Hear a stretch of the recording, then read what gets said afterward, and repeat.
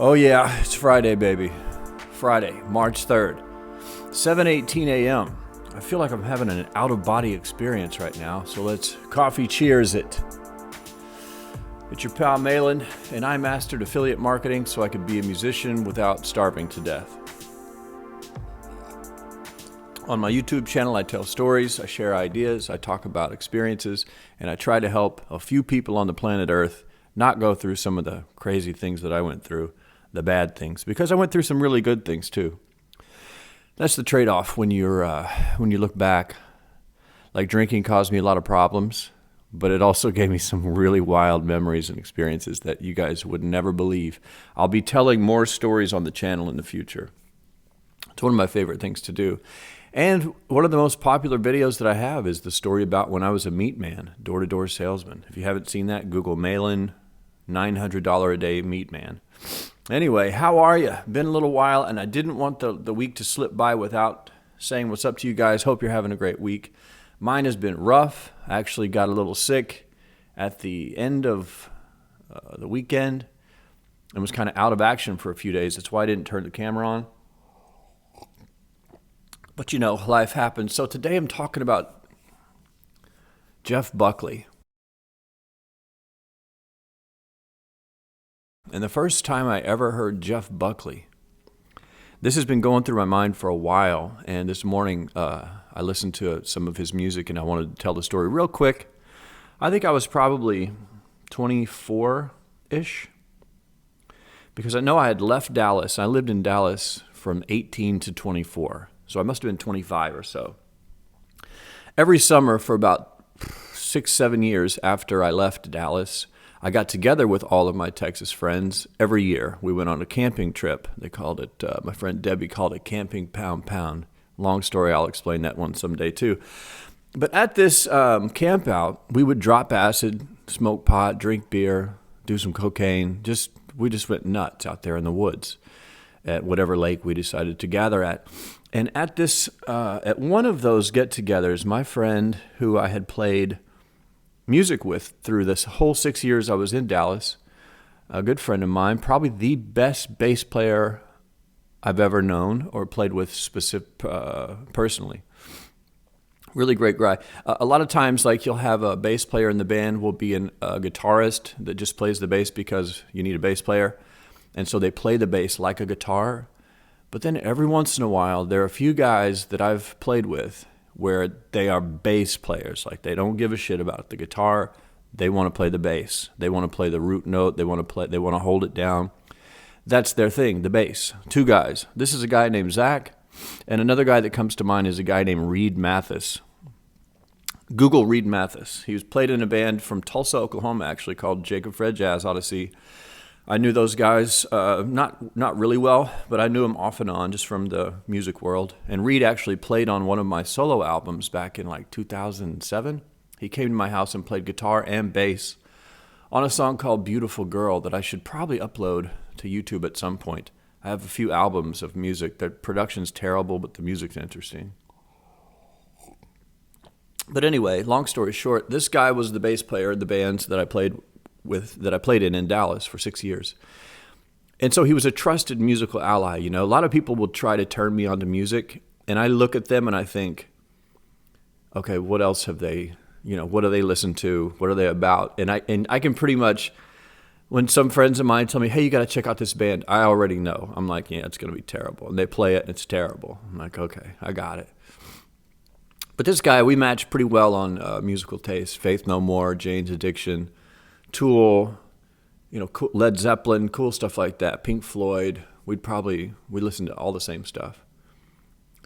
And he said, I believe I was on acid, maybe mushrooms, definitely drunk and stoned. He said, you got to hear this. I think it was a cassette tape. He said, you got to hear this tape. We had a boom box out there, maybe it was a CD player, I don't know. But he said, you got to hear this guy. As a singer, you got to hear this dude. I was like, yeah, what is it? He said, well, his name is Jeff Buckley. I was like, I'd never heard of him.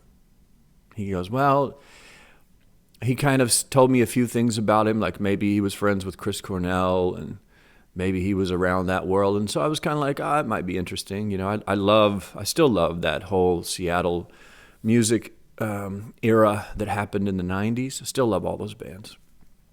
So when he said that, I was like, all right, let's check it out for sure. And remember, we're in the woods, probably day 2. I'm drunk out of my mind, probably wearing shorts and no shirt with my belly hanging over. There's actually a photo online of that night. If I can find it, I'll put it here. So if you didn't see a photo, that means I didn't find it. So he says, you got to hear this guy. He says, voice is unbelievable. I'm like, okay, yeah, let's hear it. Let's see what you got. You know, probably not going to like it.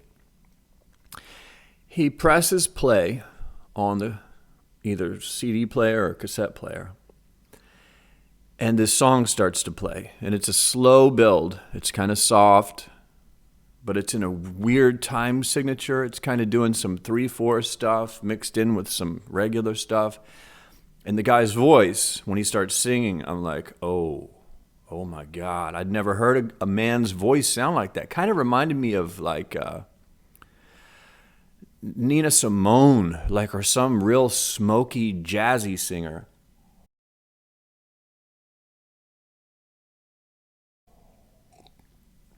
I was like, well, this is weird. He's looking at me going, yep. And I'm looking at him going, okay. And then the chorus came, and I queued it up. I'm going to try to play just a snippet of it and see if I can show you guys the chorus.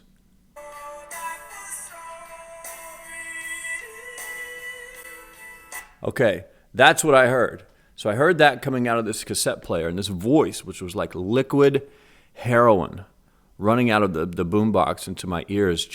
I was paralyzed. Like, you've got to be kidding me. How can this first of all, how can this be a man's voice? I couldn't believe it. Let's see, we'll go a little further into the track. Wait, that's a great part too. Just unreal. Do yourself a favor. After you watch this video, go look up Jeff Buckley. The song is called So Real. So we listened to the whole song, start to finish, and I had like tears in my eyes. Like, you've got to be kidding me. This is the most beautiful sound I've ever heard. He's like, I know it. And we listened to the whole thing, probably over and over. And I was an immediate fan. And what really sucks about this, and I had this same experience with Sublime. When I first heard Sublime, just like this story, when I first heard Jeff Buckley, I looked at my friend who had turned me on to the bands, and I said, we've got to go see these guys live. Like I told my friend at the camp, I said, I got to go see this guy live. Like, let's find it. Let's go together. Let's travel around the world following him wherever he plays. And he looked at me. Same thing happened with Sublime. And my friend said, oh, no, he's dead. In Sublime's case, he OD'd on heroin, and in Jeff's case, he drowned in a river and disappeared. I was like, you gotta be kidding me. You play me this music. That's probably the best male singer I've ever heard in my life, ever in music. And he's dead. He drowned in a river. And if you know anything about Jeff Buckley, the story is, he flew into somewhere like Mississippi to start work on what was going to be his first real album. And they stopped to take a break. Jeff floated out in the water on his back. They had a boombox on the beach playing, Led Zeppelin or something. And the guy that was with Jeff turned his back for a minute, turned back around, and Jeff was gone. And the theory is that he was sucked under, like the undertow pulled him into the Mississippi River and just drowned him, and he was never seen again. I may have my facts wrong. Like, if you're a big Jeff Buckley fan, don't get pissed off. I don't know if it was the Mississippi River for sure. That's just what my mind is telling me right now. But I was so disappointed. And I spent the next few years, the guy was dead. I just found out about him. He was already gone.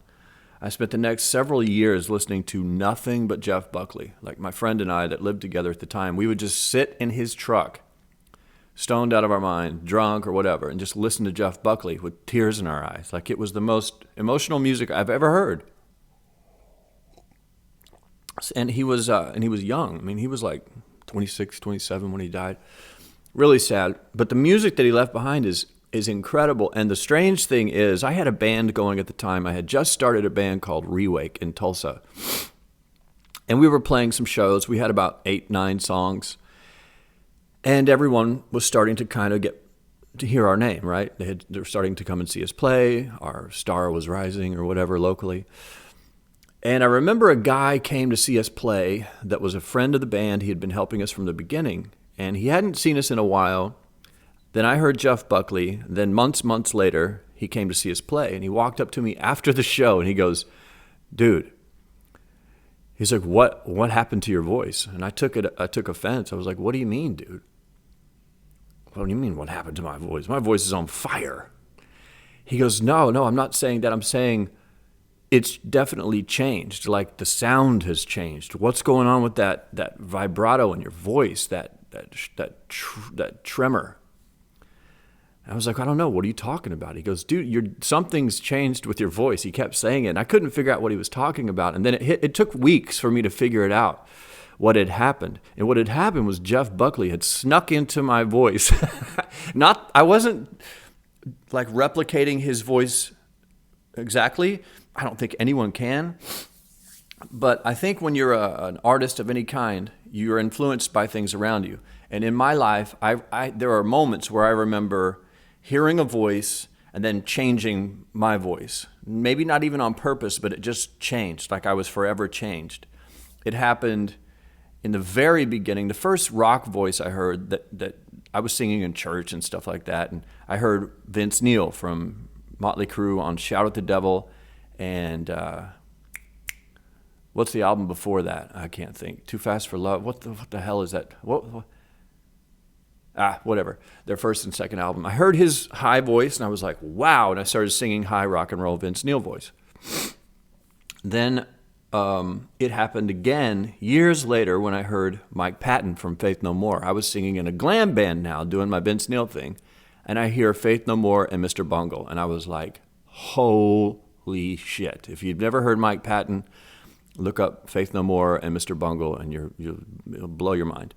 So he crept into my voice. I remember doing a show where I was still wearing the glam clothes with the glam hair, but I was singing in Mike Patton style with the microphone turned upside down, and the band was like, what's wrong with you? And they couldn't figure it out. So I quit that band, started my own band, and we basically sounded just like Mr. Bungle mixed with maybe Jane's Addiction. And Jane's Addiction is another big one. When I heard Jane's Addiction, my voice changed again. And I started using a lot of vocal effects like Perry Farrell does.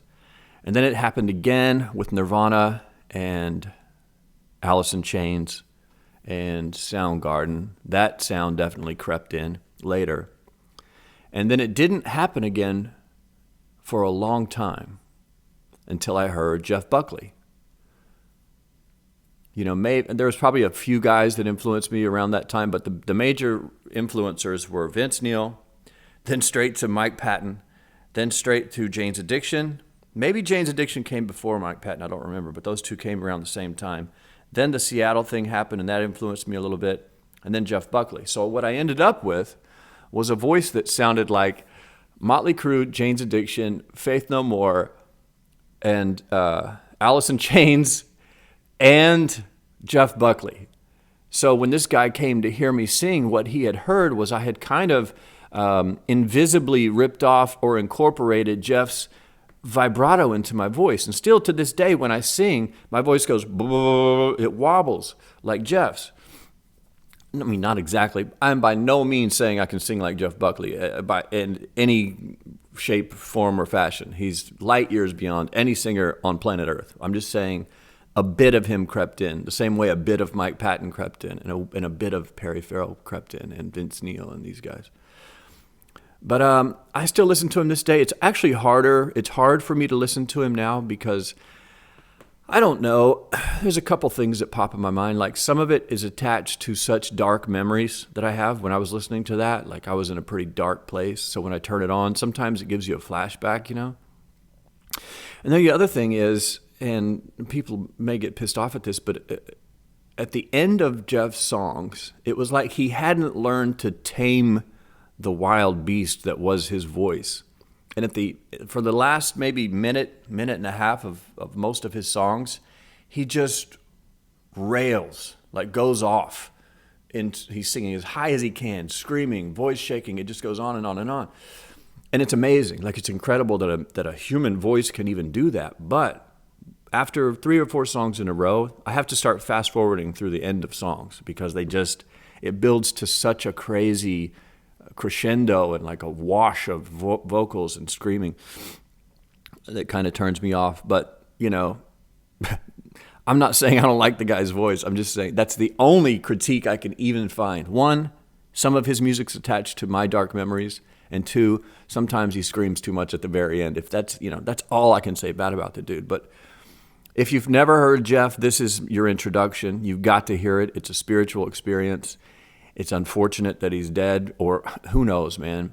Sometimes I think about rock stars that died early. Let's say Jimi Hendrix lived, and now he's 75. What would have happened in that 50 years? Would he have pulled an Elvis, gained 100 pounds, started getting really strange and weird, or even, dressing up in strange costumes? Would his music have sucked? I always have to kind of think about that thing.